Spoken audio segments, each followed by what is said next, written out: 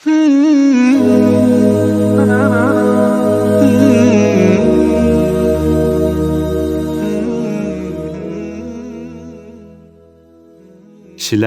aybini izlash. Kishilarning aybini izlash, maqsadlik holda ularga ayb qo'yish shu odamning vujudidagi razillik va pastlikning alomatidir. Alloh taolo Qur'on Karimda mundaq deb ko'rsatgan: "Va la tajassasu", ya'ni bir-biringlarning aybini izlab yurmanglar. Islom dini kishilarning maxfiyatligini qo'g'dashga nihoyat zo'r ahamiyat bergan. Payg'ambar alayhissalom mundaq degan: Kimki birovning uyining ichiga ruxsatsiz qarasa, uy egasi uning ko'zini quyvassimi bo'ladi.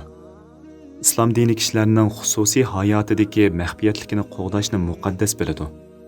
Shunga Payg'ambar alayhissalom boshqalarning aybini yushurun tekshirib yurishdan to'sib, mundaq degan: Boshqalarning aybini yushurun tekshirib yurmanglar.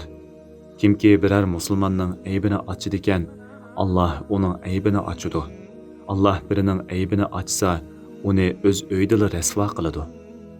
Kishilarning kamchiliklarini va ayblarini yepish go'zal axloqdir.